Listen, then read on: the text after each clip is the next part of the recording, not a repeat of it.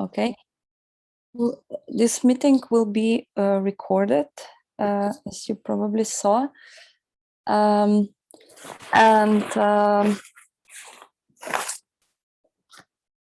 We will, it's already 1 o'clock. I'm not sure I pronounce your last name correctly. So please correct me if... Illouz. Oh. It's Illouz. Illouz. Okay, great. Thank you. So Dora, I just wanted to make sure. Yes. The conversation is about 45 minutes, 45 minutes? Yes, 40 to 45. So the idea is that I start with you with some questions, and then we allow the participants to give you some questions, because Sure. Miha was preparing himself for this talk, but as you probably heard, he is being held back by, well, he is in hospital right now. So I think this is somehow best possible way to allow students to join us. Okay. So I will also allow everyone to write. Okay, everyone can now write questions in the chat during our conversation. But I will introduce you really briefly. So with us is Professor Eva Illouz. She's a professor in Jerusalem at the Hebrew University. Otherwise, she's a French philosopher. I'm not a philosopher, I'm a sociologist. Or sociologist, I'm sorry, yes, sociologist. And today she will introduce us to the topic of love in times of capitalism. So the title is Love, Utopia, Love and Utopia in Postmodern Times. I believe you agreed upon this title with Miha, at least I hope so. So maybe just as a beginning of this conversation, how did the love or our perception of love or practicing of love changed with the introduction of money, introduction of this capitalistic transactions among people? So first of all, let me say something about, love as a topic. And it's, since your students are students in philosophy, they did not miss the fact that love is one of the chief theme of Plato. And actually Socrates, who says that he knows nothing, says about himself that the only thing he really knows something about is love, which is a contradiction, but it's interesting. I mean, it really shows that the topic was very much a topic that preoccupied philosophy. And for Plato, as you know or remember, the ways in which he thought about love was through the metaphor of a ladder. So in his view, you love first a particular body of a person, and then a beautiful body, and then you realize that you like the beautiful body of this person, so you start liking many beautiful bodies. And then you understand, after you've had many, many beautiful bodies, that in fact it is the idea of beauty itself that you love. And so the more you advance and the more you go up the ladder and the more you acquire the knowledge of the beauty of institutions and truth. So you see, it's a very funny way for us today to think about love. And I start with this metaphor that Plato uses in order just to make it clear already that that we can, in fact, conceptualize love in very many different ways. And in Good fact, morning, Clarice. Excuse me. And in fact, Western culture has gone on a very different path of imagining love, not as something that is as spiritual as the love of beauty, but as something quite erotic. And also it did not think of love as wanting or desiring many bodies, but on the contrary, as trying to look for one single person. So from the start, love was actually mimicked. Quite often, the love was mimicked on Christian love. The idea of the great love, le grand amour, as we say in French, is actually a way of mimicking the love for God, because it's only for one person, because it's absolute, because it lasts a lifetime, because it cannot be betrayed, because it involves the totality of the person, and so on and so forth. So this idea of love has remained very spiritual. Our idea of love is that it's something spiritual, that it's something, and that it's something above the realm of interests and money. This is where I arrived to your question.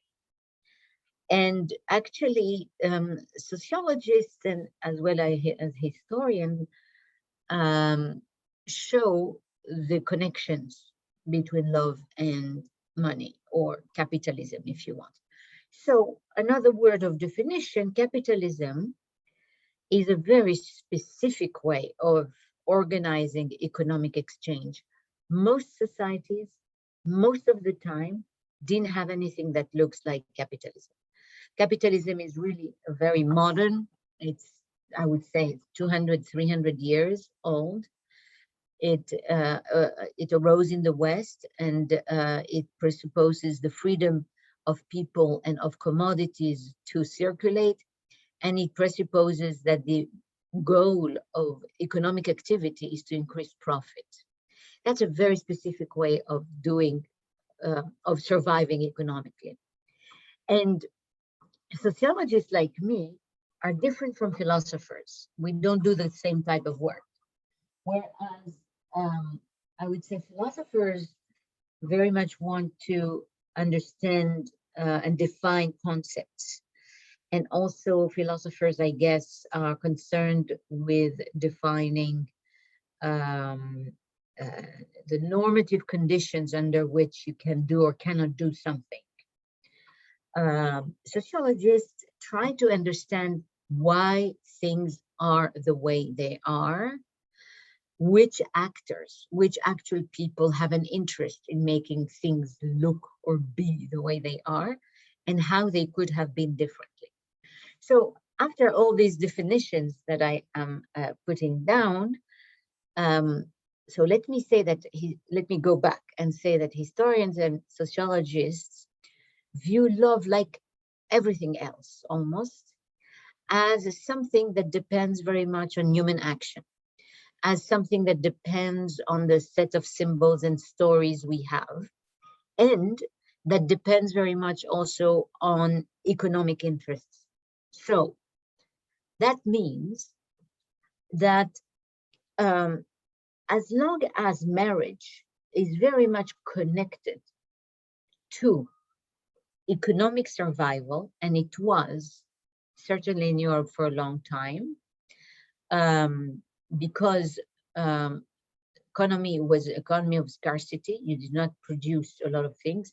Getting married was one of the ways in which people could increase their fortune or acquire a fortune, or I mean some money. I mean, and this is true at all levels.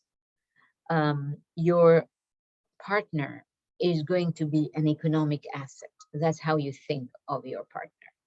What happens when the economy changes in such a way that in fact, you don't need anymore.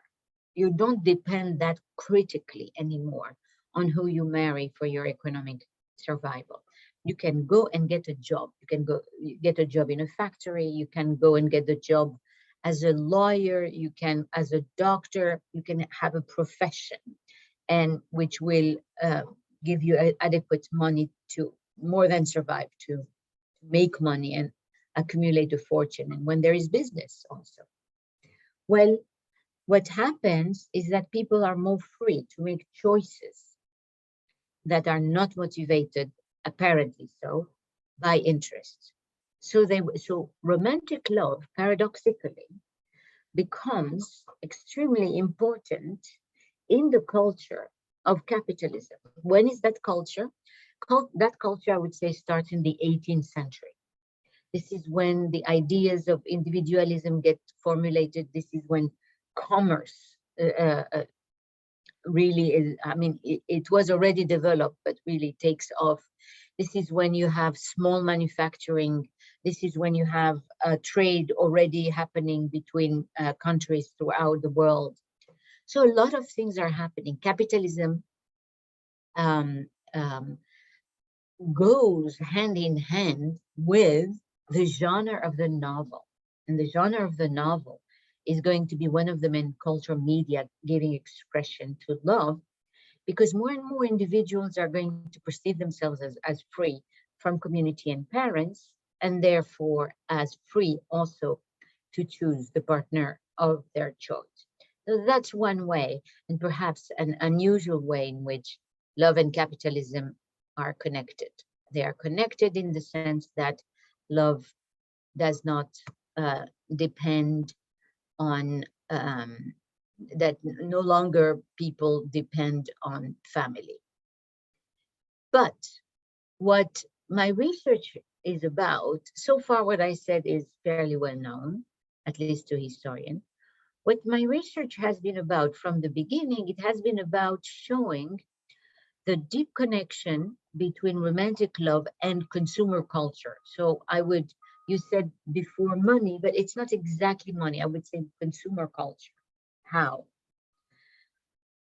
In the 19th century, if you were a member of the genteel class, you know, upper middle class, bourgeois class, how did you court a woman? You're a man and you courted a woman. You called on a woman. That's the word that is used. You called on a woman. That means you asked to be admitted at her house.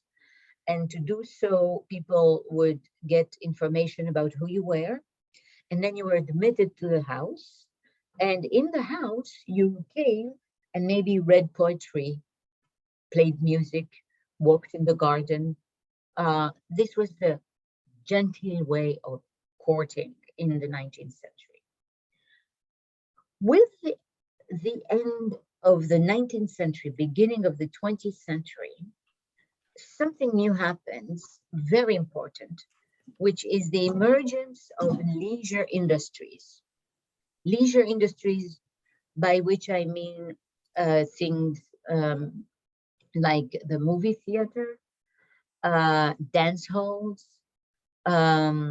restaurants, all of these, which we take for granted, actually have 100, I would say they are 120 years old.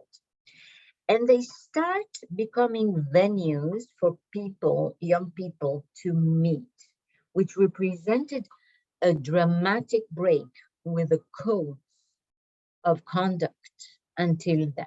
Because, you know, I remember an etiquette book of the of the beginning of the 20th century had to answer the question, is it proper to take a woman to a movie theater, Nickelodeon? And the answer was, it's not proper if it's in the evening. You can only take her if it's a matinee in the morning, that is end of the morning, matinee or afternoon.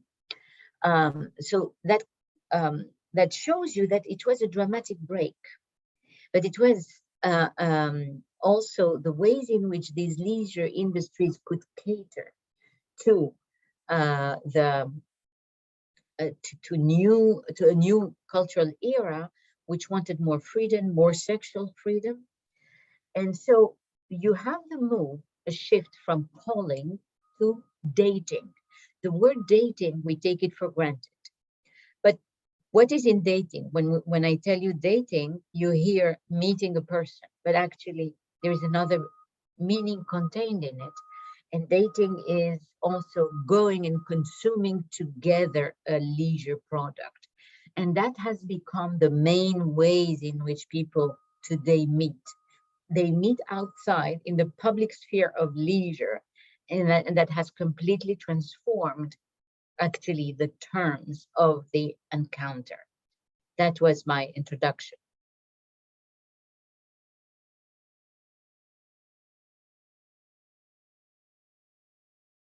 Sorry, have to unmute myself.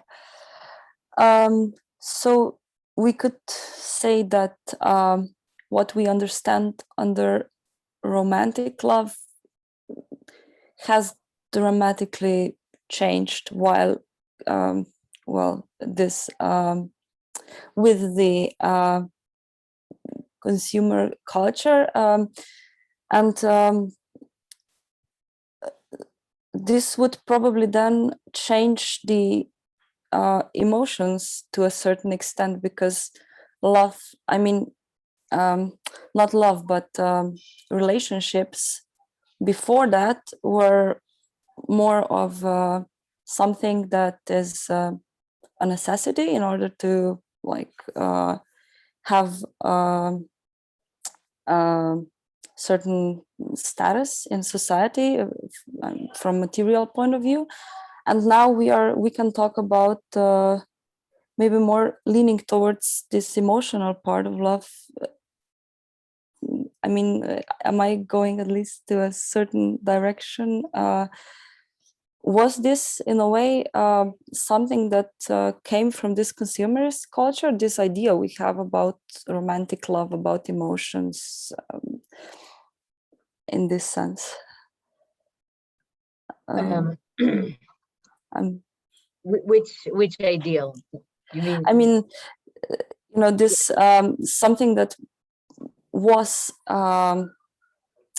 starting with the rise of the novel, for example, and was also seen as in the society as something that should in a certain way be the women should be afraid of certain ideals that were spreading with novel, for example, that this might differ from the reality there is to expect. So yeah, what do we understand under I don't know, this love as such, or a relationship between two people?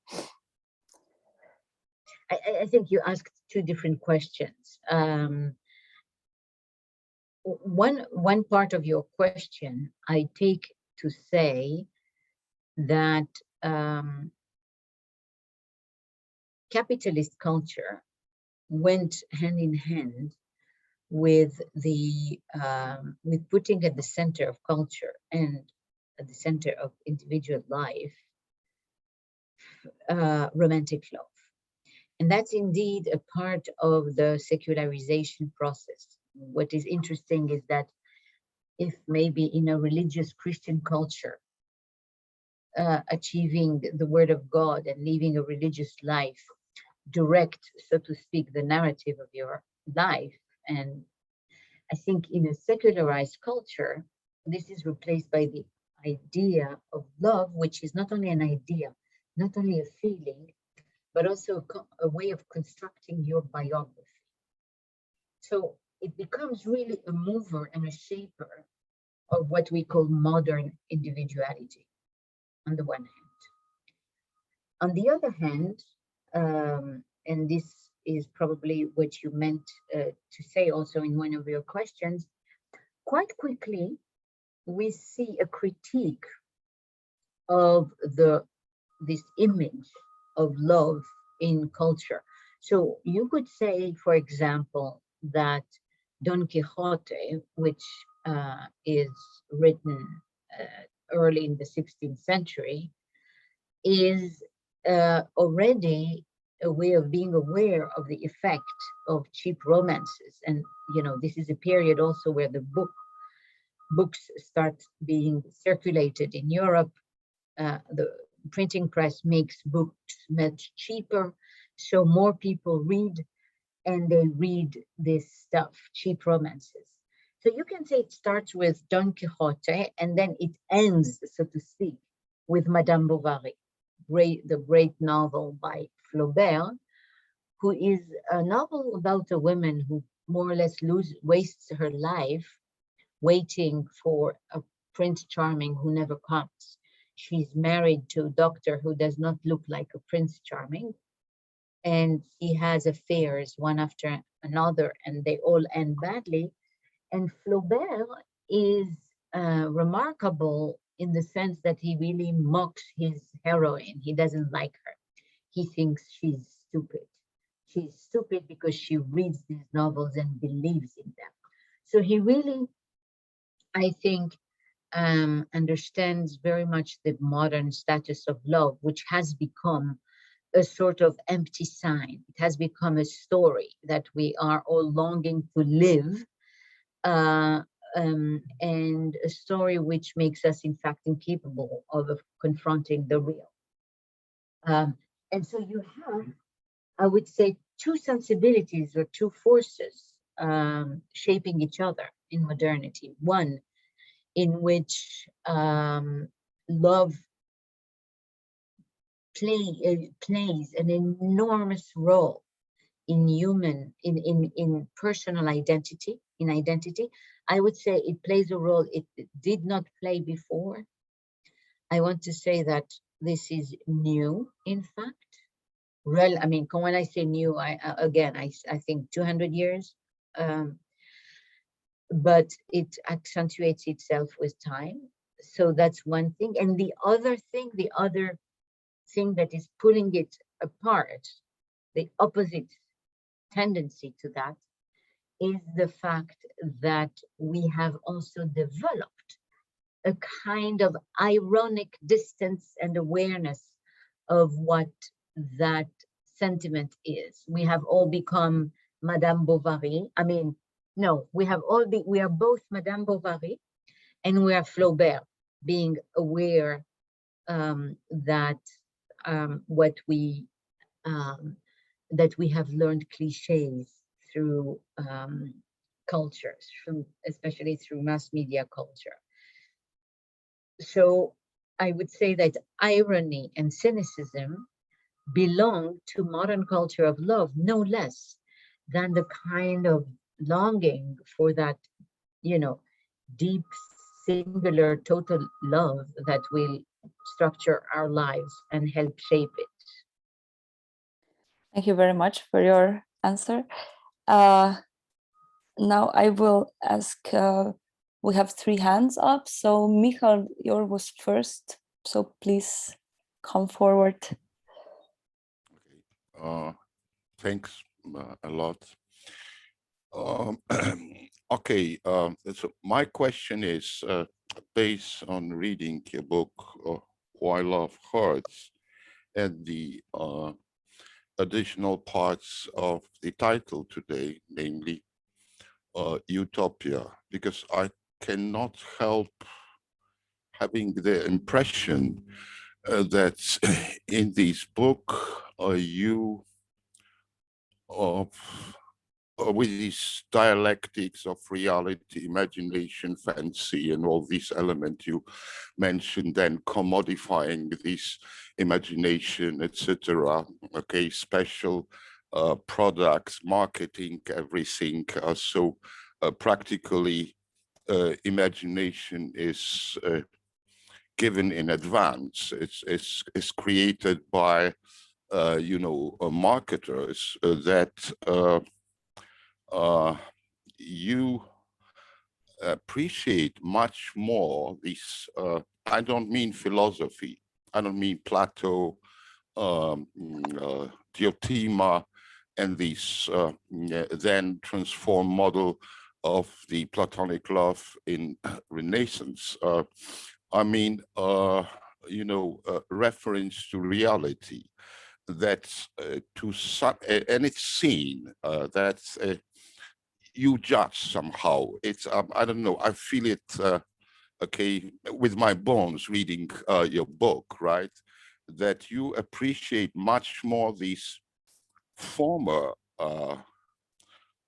let's say, real shapes and forms of love, okay, which were much more steadily standing on the solid ground, okay, where there was no such a gap between real and imagined, fancied, okay, and that and these, let's say, modern or contemporary, depends, of course, starting probably with the European Romanticism, forms of love, then evolving, okay, and then having these huge masses with the, molded imagination of theirs, then these forms of love, which I've got the impression that you say love as such, okay,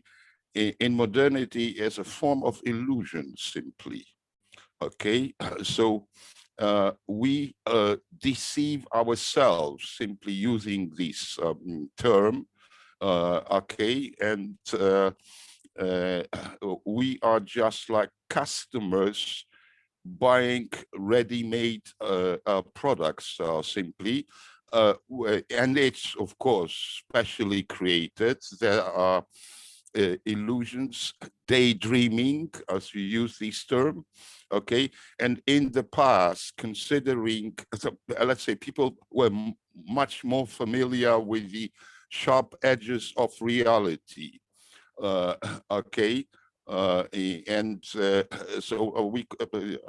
I feel again that we can say that with Romanticism, okay, the real classic concept of love, okay, finished simply, and now, okay, it's a kind of the, in the negative sense of the word, utopian illusion. I don't know whether that's why I'm asking, because it's a bit unfair. Okay, question about your implicit intentions, which I can feel out in your text. Yeah. I mean, you're right. I quite often people think that I am nostalgic of the past, and I'm not. The past was, a period where a woman's virginity defined her worth, where women had no voice mostly. But it was, and I think that answers what I'm going to say now, also answers your question about the illusion and reality. I don't really, how should I put it? I don't really ask question. I don't really mind about how far or how close love is to reality. I think that sometimes we have images or representations, and we have cultural techniques to live through these representations and images. And sometimes we don't. We have the image and we don't have the cultural techniques anymore. It's as if you want, we had two layers in our culture. One layer comes from a world that no longer exists. That world is a world where people are able to form an attachment that lasts a life, where people commit themselves meaningfully, where and also where, for example, masculinity is not defined by accumulation of sexual adventures, for example. But in our culture, we have very different layers. We have on the one hand, we have an idea, a fairly well-developed idea of what a great love that lasts for a whole life looks like, on the one hand. But on the other hand, you have all kinds of other discourses that completely interfere with that. For example, take sexual liberation, which was very important, sexual experience, sexual pleasure. All of these put people on a very different track. It puts them on the track of accumulating sexual experiences. It, for example, suggests that meeting each other doesn't have as a purpose to select a partner or a mate, but you're meeting someone for a short time. Think about the expression one night stand. Most people have not one night stands, and we would even consider that if somebody didn't have one night stands, then something would not be proper about his or her development. So all of these things, what I want to say is that it's not a question of the divorce between reality and fiction or illusion.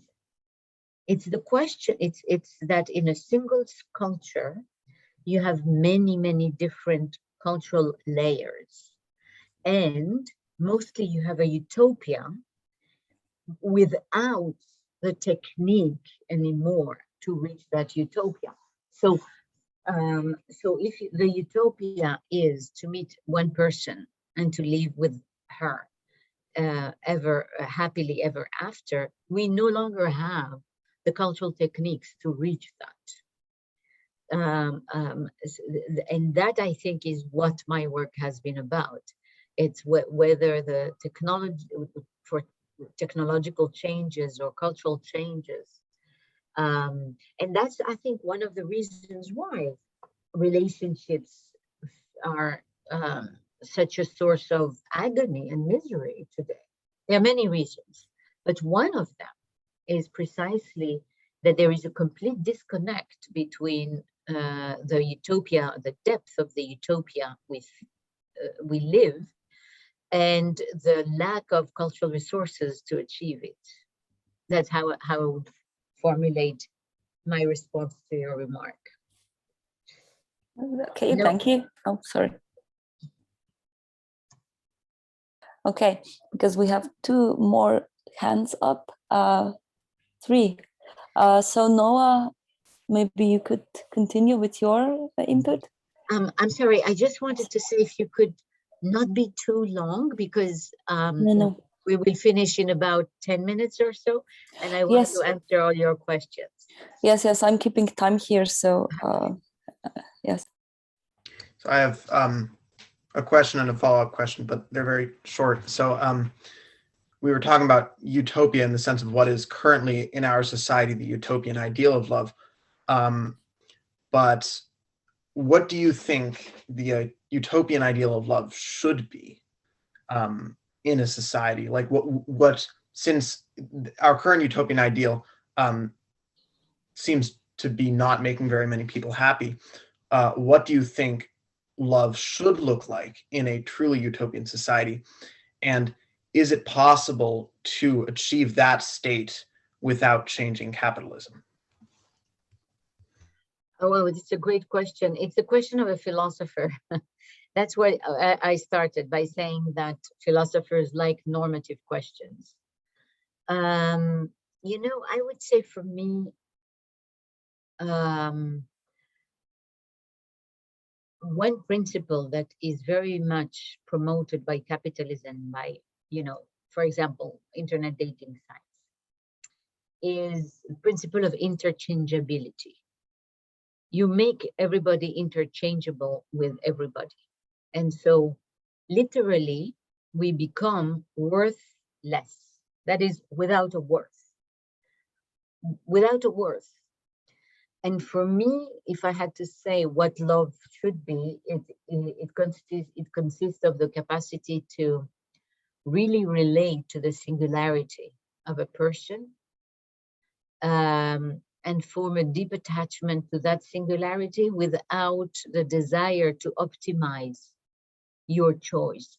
So it would include, first of all, the disappearance of this idea of choice, that there is in front of you a field of choices for you to choose from and pick from. That's very much a capitalist consumer idea. And then it consists of this idea that you should optimize your choice. You should make the best deal possible. And then it consists of the fact that more and more people are becoming interchangeable.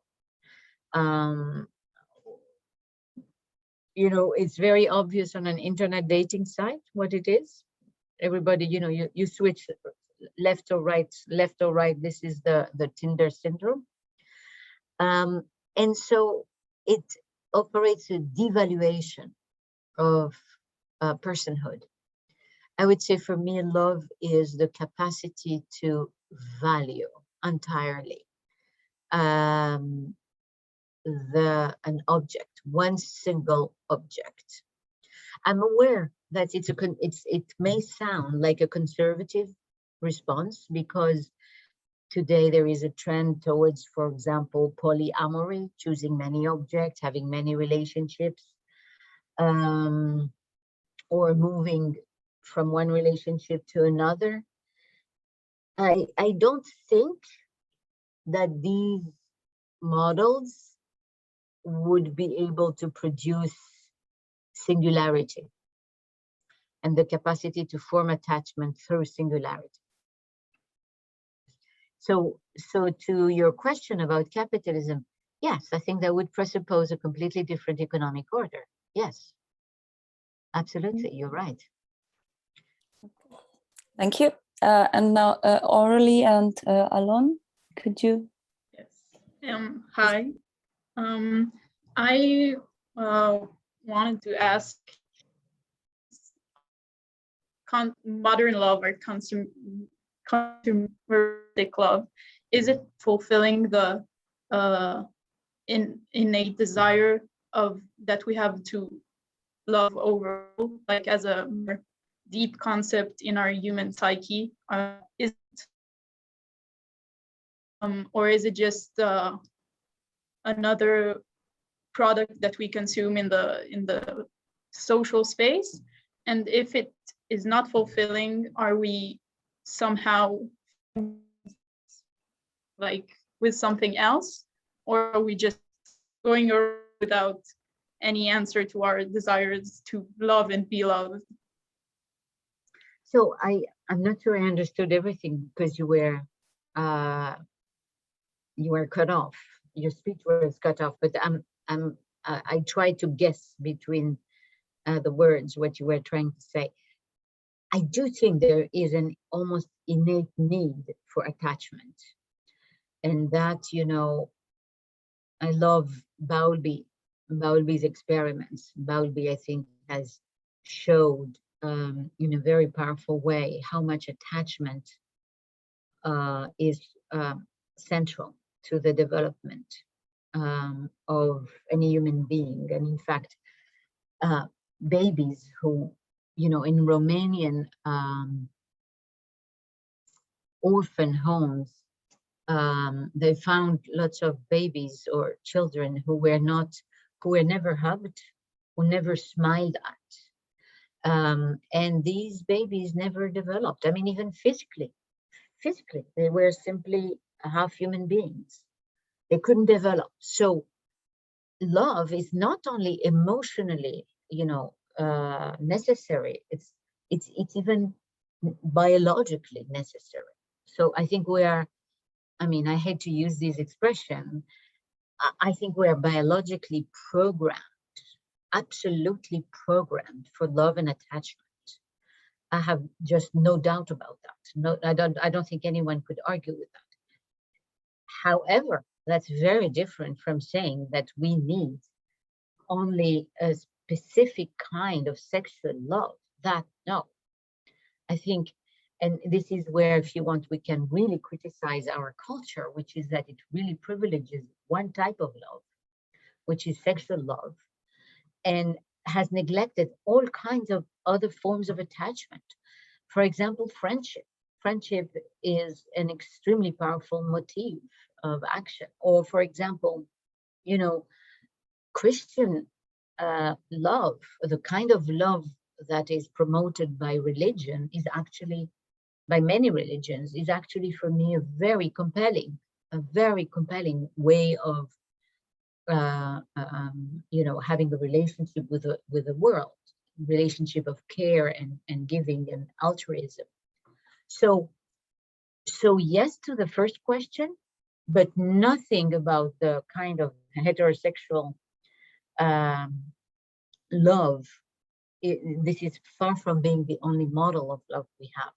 I think what we should work at, while saying that love is totally essential, is opening up different models of love in which we can learn to singularize others and attach ourselves to them and shape our character through that love. I think what we have today quite often in contemporary culture is the view of people learning to become themselves against love or attachment. I mean, think of traditional masculinity, hegemonic masculinity, for example. A real man doesn't become attached that quickly, or doesn't even become attached at all. You know, real masculinity is about autonomy. Real masculinity is constantly defending itself against attachment, against, you know, being attracted to the world of women, which is the world of where you lose your autonomy. So